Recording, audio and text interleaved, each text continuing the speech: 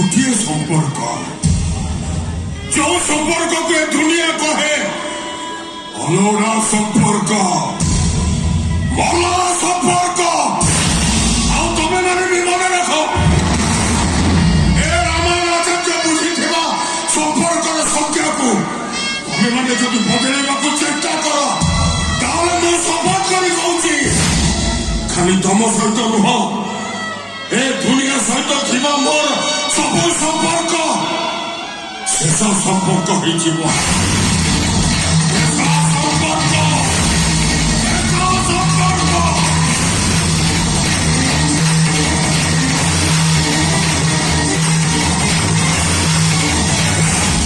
ଠିକ ଅଛି ତମେ ମୋ ସହିତ ସବୁ ସମ୍ପର୍କ କାଟିଦିଅ। ମୋ ବୋଉ ମୋ ସହିତ ସମ୍ପର୍କ କାଟିବନି କାହିଁକି ଏ ଦୁନିଆର ସବୁଠୁ ଶ୍ରେଷ୍ଠ ସମ୍ପର୍କ ହଉଛି ମୋ ପୁଅର ସମ୍ପର୍କ। ସେଇ ସମ୍ପର୍କର ଦୋହାଇ ଦେଇ ତତେ ମୁଁ କହୁଛି ରେ ରାଜା ତୁ ଏଠୁ ଚାଲି ଯା। ତୁ ମତେ ଚାଲିଯିବା ପାଇଁ କହୁଛୁ? ମୁଁ ତ ପୁଅ ତମେ ଗୋଟାଏ ଭୁଲ ତ ବଞ୍ଚି ପାରିବିନି। ମତେ ତୋଠୁ ଅଲଗା କରିଦେଲା।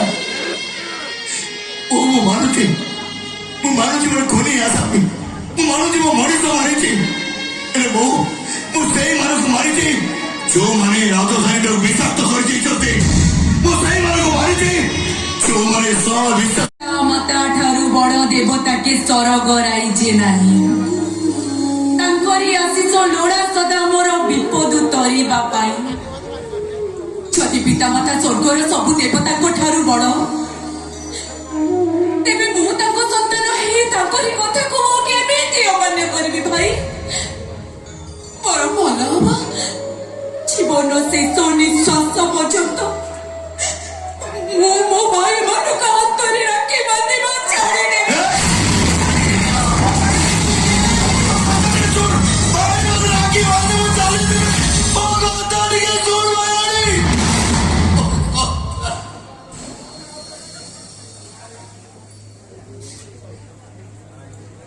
ଯାଉଛି ନା ମୁଁ ସବୁଦିନ ପାଇଁ ଏ ଘର ଛାଡ଼ି ଚାଲି ଯାଉଛି ଆଉ କେବେ ବି ଏ ଘରକୁ ଫେରିବିନି।